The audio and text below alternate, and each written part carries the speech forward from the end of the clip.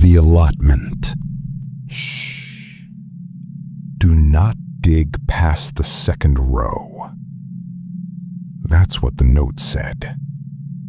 Nailed to a shed door. Old wood. Green paint peeling off in strips.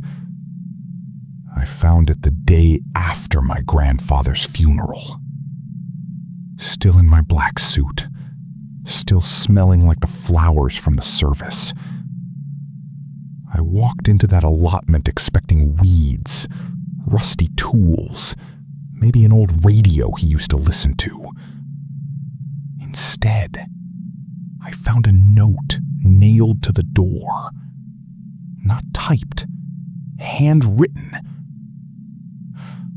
In my grandfather's exact handwriting. Except my grandfather died 3 days before that note was written. I stood there in the cold, staring at it, telling myself there had to be an explanation. There wasn't. And that's when I noticed the soil, past the second row, freshly turned, like something or someone had been digging. Recently. I wish I'd turned around that day and never gone back. But I didn't. So let me tell you exactly what happened. Because somebody needs to know the truth about that place before the next person inherits it. I stood there in the cold, staring at it, telling myself there had to be an explanation. There wasn't. And that's when I noticed the soil, past the second row, freshly turned, like something or someone had been digging. Recently. I wish I'd turned around that day and never gone back. But I didn't. So let me tell you exactly what happened. Because somebody needs to know the truth about that place before the next person inherits it. My grandfather, Walter, had that allotment for almost 40 years. The kind of place old men go to grow tomatoes and get away from their wives for a few hours. He never once let me inside the shed. Not once in my whole life. That's my quiet space, he'd say, laughing it off. A man needs somewhere the world can't follow him. I never thought twice about it. Grandpas are allowed their little secrets, right? He passed in his sleep. Heart just stopped. Peaceful, the doctor said. At the funeral, the lawyer handed me an envelope. Inside was the deed to the allotment. And one key. Just one key. For the shed. He was very specific, the lawyer told me. Said the allotment goes to you, and only you. Said you'd know what to do when the time came. I didn't know what to do. I didn't know anything. I just knew I had a key, and a shed my grandfather guarded for 40 years. So 2 days later, I went to see it for myself. That's when I found the note. And that's when everything started to go wrong. After I found the note, I did what anyone would do. I asked questions. There was an old woman 2 plots down, plot number 6. Been there almost as long as my grandfather. Her name was Edith. Kind face. Tired eyes. The kind of tired that comes from carrying something heavy for a very long time. I showed her the note, watched her face change the second she saw it. She went pale, actually pale, like the blood just left her cheeks. "You got 1, 2, she said. Not a question, a statement. "What do you mean, 2? I asked. She looked around, like she was checking who might be listening. Then she stepped closer.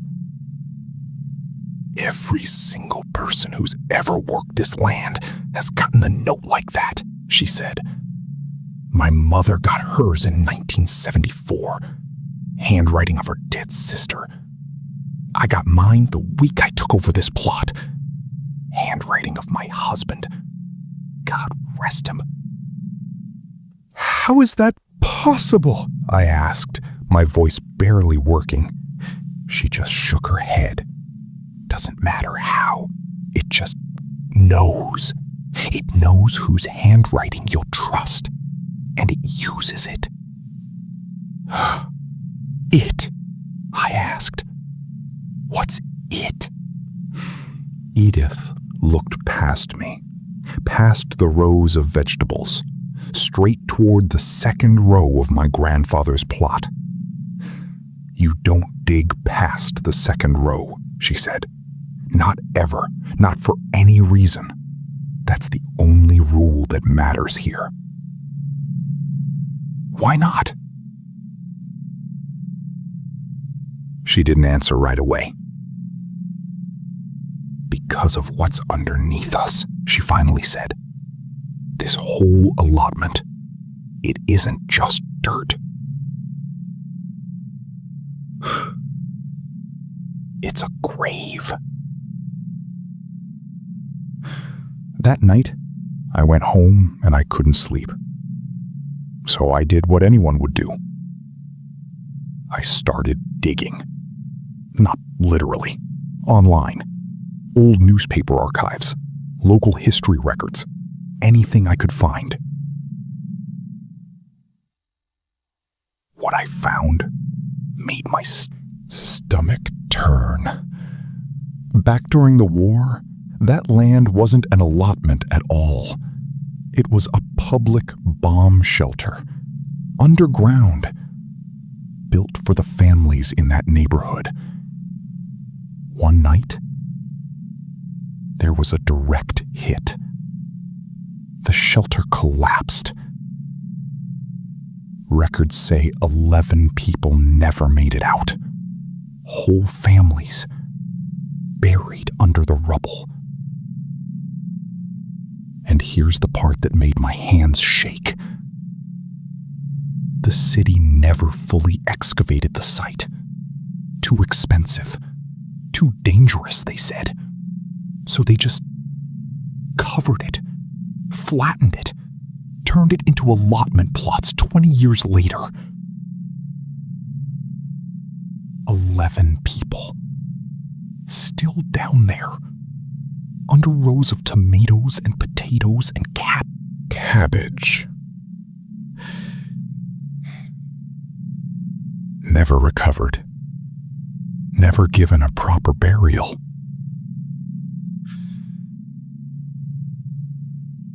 I sat there, staring at my screen, and I thought about my grandfather. 40 years, tending that soil. 40 years, keeping a secret that wasn't really his to keep.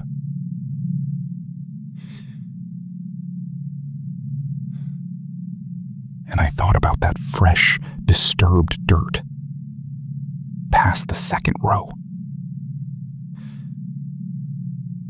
If nobody's supposed to dig there. Cabbage. Never recovered. Never given a proper burial.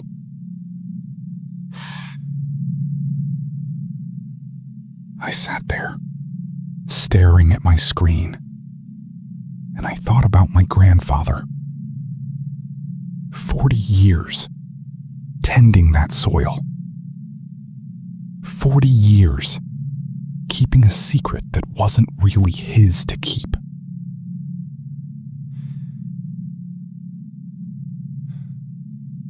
And I thought about that fresh, disturbed dirt, past the second row. If nobody's supposed to dig there, then who turned that soil? Because it definitely wasn't me. I went back to the allotment the next evening. Told myself I just wanted to look around. Nothing more. The sun was already going down. Orange light turning gray. That kind of cold that gets into your bones before you even notice it's there. I stood by the shed, key in my hand. Note still nailed to the door. I didn't open it, not yet. Instead, I walked toward the second row. Every step felt heavier than the last, like the ground itself didn't want me getting closer. The soil past that row was dark, darker than the rest of the plot. Loose, recently touched. I crouched down. I didn't open it, not yet. Instead, I walked toward the second row. Every step felt heavier than the last, like the ground itself didn't want me getting closer. The soil past that row was dark, darker than the rest of the plot. Loose, recently touched. I crouched down, just to look, just to see. And that's when I heard it. A sound coming from underneath the ground. Not a worm, not a mole, not roots settling. It sounded like breathing. Slow, shallow, right beneath where my hand was resting in the dirt. I jumped back so fast I nearly fell over. I stood there, chest heaving, staring at that patch of dark soil like it might reach up and grab me. It didn't move again. Not that night. But I knew what I heard. I know what I heard. Something down there was still breathing after all these years. I didn't sleep that night. Couldn't stop thinking about that sound. By morning, I'd made a decision. I was going back. And this time, I was opening that shed. If my grandfather kept a secret for 40 years, I deserved to know what it was. I drove there before sunrise, fog rolling low across the plots. Everything silent. That kind of silence that feels like it's watching you. I stood at the shed door, read the note one more time. Do not dig past the second row. I put the key in the lock. My hand was shaking so bad it took 3 tries. The door creaked open. Inside, it wasn't what I expected. No gardening tools, no old radio. Just walls, covered floor to ceiling in photographs. Photos of the allotment. Different decades, different plot holders. Every single photo had something circled in red marker. The second row. Every single time. Circled, marked, watched. And in the corner of the shed, there was a small wooden box. I opened it. Inside were 11 small tags, rusted, old, the kind you'd find on a soldier or in a hospital. Each one had a name on it, a family name. The same 11 people who died in that shelter. Every single name sitting in a box in a shed that my grandfather visited every single day for 40 years. Why did he have these? I heard something outside. A soft shuffle in the dirt. I turned around. Nobody was there. But the soil past the second row had moved again. I sat down right there on the shed floor, surrounded by those old photographs, and I finally understood. The allotment doesn't just sit on top of a grave. It feeds off it. Every plot holder, generation after generation, has been given the same warning. In whatever handwriting they'd trust the most. A mother, a husband, a grandfather. Because whatever is under that second row, it learns. It watches. It knows exactly who you'll listen to. And every single year, it needs the ground kept quiet, undisturbed, fed by the vegetables planted right above it, fed by the roots pushing down into the dark, feeding something that was never given peace. My grandfather wasn't gardening for 40 years. He was standing guard, keeping the second row undisturbed, keeping whatever's down there asleep. And now, that job was mine. I don't know what happens if someone finally does dig past that row. Edith wouldn't tell me. Said some things are better left buried. Said the note isn't a warning. It's a promise. I still own that allotment. I go there every single week now, just like he did. I tend the first row. I water the vegetables. I never step past that line. Some nights, when the fog is thick and the light is almost gone, I swear I hear it again. That slow, quiet breathing under the dirt. Whispers. And some mornings, the soil past the second row looks different. Turned. Disturbed. Like something spent all night trying to dig its way back up. I've started writing my own note, just in case. Just in case I'm not around one day to keep watching that row. Because somebody has to inherit that plot after me. And when they do, I need them to trust the handwriting on that note. Even if it's mine. Even after I'm gone.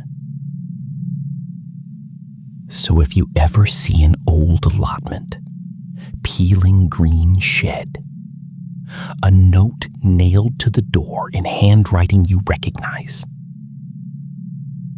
read it carefully. And whatever you do not dig past the second row! Thanks for listening.